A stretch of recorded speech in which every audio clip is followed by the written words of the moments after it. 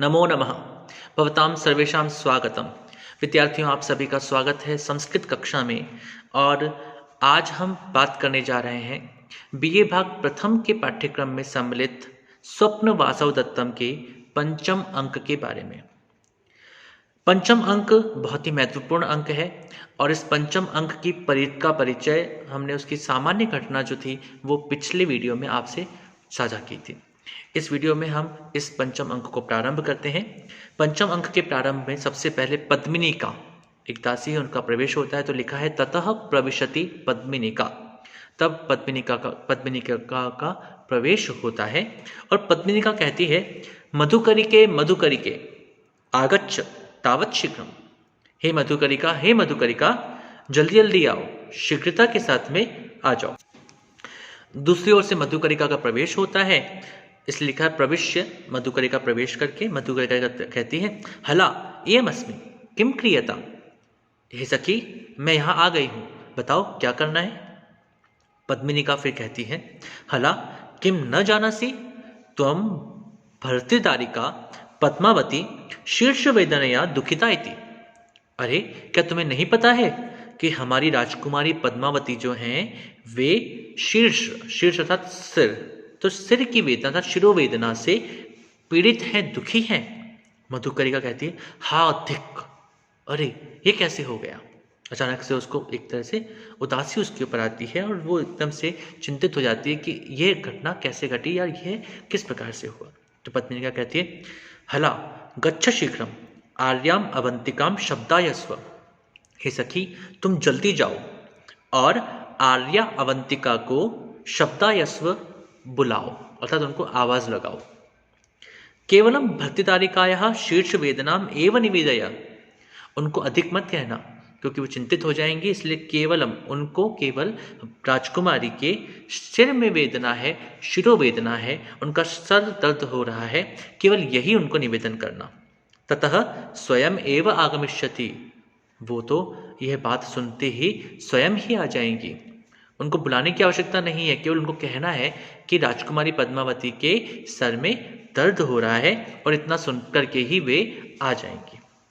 मधुकरिका कहती हैं हला किम सा करिष्यति। अरे सखी, वो क्या करेंगी, वो कोई वैद्य थोड़े हैं। उसके मन में एक बार एकदम से विचार आता है कि उनको बुलाने से क्या फायदा है।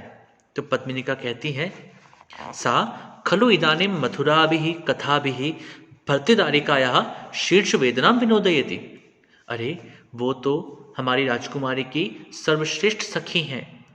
वह निश्चित रूप से अपनी मधुर कथाओं के द्वारा, मधुर बातों के द्वारा, मधुर वार्तालाप के द्वारा हमारी राजकुमारी के शिरोवेदना को दूर कर देंगी। मधुकरिका फिर कहती हैं युज्यते कुत्र शयनीयम रचितम भर्तृदारिकाया। वे कहते हैं हाँ, ये बात तो बिल्कुल ठीक है, क्योंकि आर्यावंतिका बहुत ही मधुर भाषी हैं और वे पद्मावती से अत्यधिक स्नेह भी रखती हैं।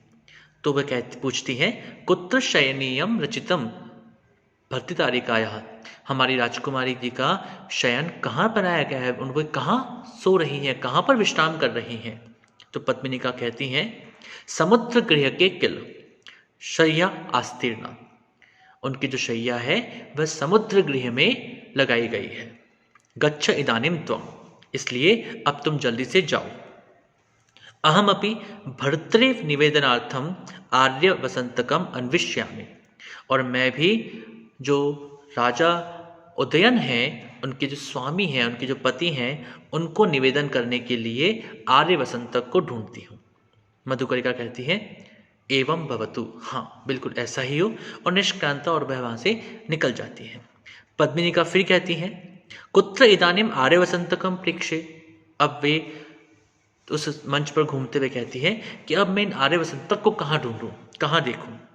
ततः प्रविशति विदूषकः, और तभी दूसरी तरफ से विदूषक का प्रवेश होता है।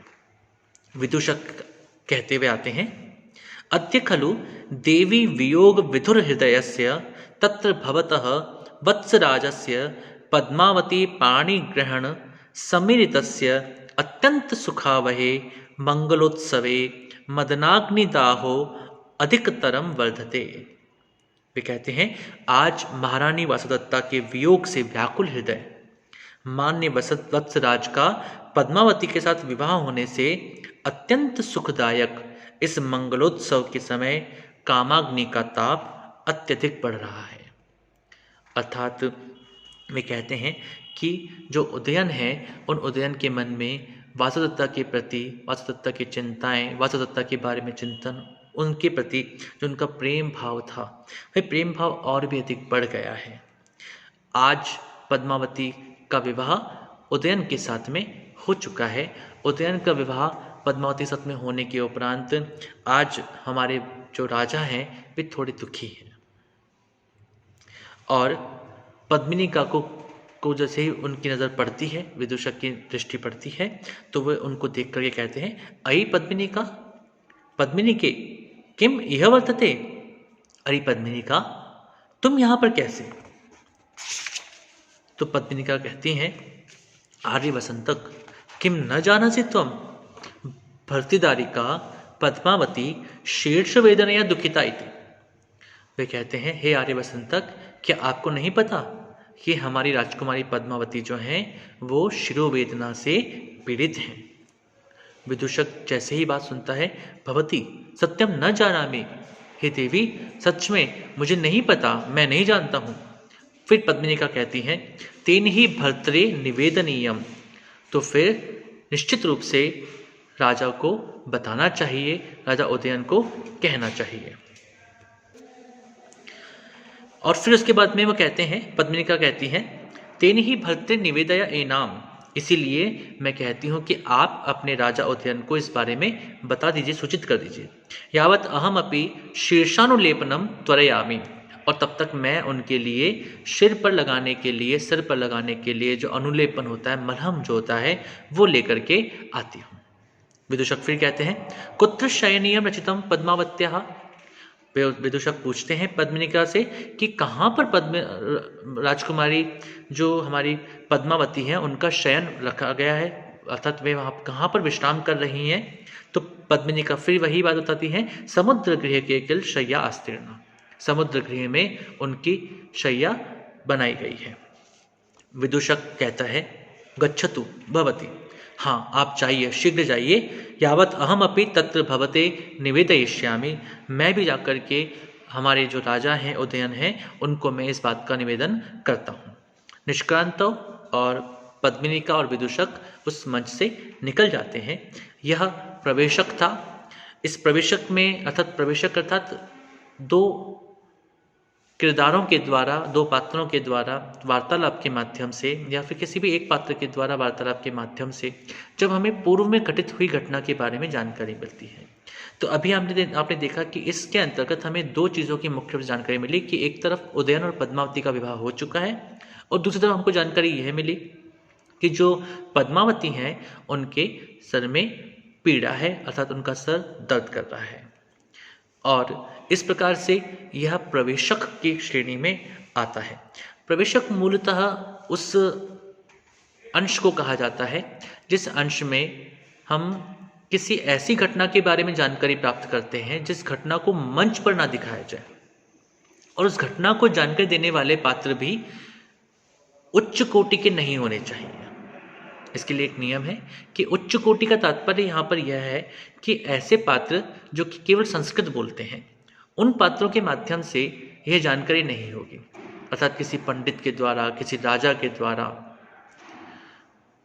यह जानकारी प्राप्त नहीं होगी, अपितु यह दासी, दास या राजा के किसी ऐसे मित्र के द्वारा इस जानकारी को हम प्राप्त यहाँ पर करते हैं। तो प्रवेशक के माध्यम से हमने इस जानकारी को इस पंचम अंक में सबसे पहले प्राप्त किया। अब विदूषक जो हैं वे प्रस्थान करते हैं राजा उदयन के पास जाने के लिए, और उन्हें बताने के लिए, सूचित करने के लिए कि क्या कारण है, किस कारण से पद्मावती जो हैं वे दुखी हैं, आपको वहाँ पर शीघ्र चलना चाहिए और उनका ध्यान रखने के लिए, उनकी उस शिरोवेदना को दूर करने के लिए कोई ना कोई उपाय करना चाहिए। जैसे पद्मिनिका जो हैं वे वैद्य के पास जाती हैं, वहाँ से उनको शिरोवेदना में लाभ देने वाला, शिरोवेदना को दूर करने वाला मलहम या किसी प्रकार की औषधि लेने के लिए वह वहाँ पर जाती हैं। दूसरी तरफ जो मधुकरिका है वह प्रस्थान कर चुकी थी पहले ही, वासुदत्ता जो कि आर्य अवंतिका के रूप में वहाँ पर रह रही हैं, उनको बुलाने के लिए कि वे जाएं और पद्मावती को संभालें और पद्मावती को अपनी मधुर वार्ताओं के द्वारा उनके इस शिरोवेदना को दूर करने में सहयोग करें। तो आप देख रहे हैं कि एक तरफ पद्मावती, एक तरफ उदयन और एक तरफ वासुदत्ता, ये तीनों अब एक ही जगह पर पहुंचने वाले हैं। अब ये तीनों एक जगह पर पहुंच पाते हैं या नहीं पहुंच पाते, या आगे इस घटनाक्रम में क्या होता है, इसी की चर्चा हम अगले पाठ में आपसे करेंगे। पंचम अंक में इसी चर्चा को आगे बढ़ाया जाएगा। तब तक के लिए नमो नमः, शुभम भवतु, पुनर्मिलामः।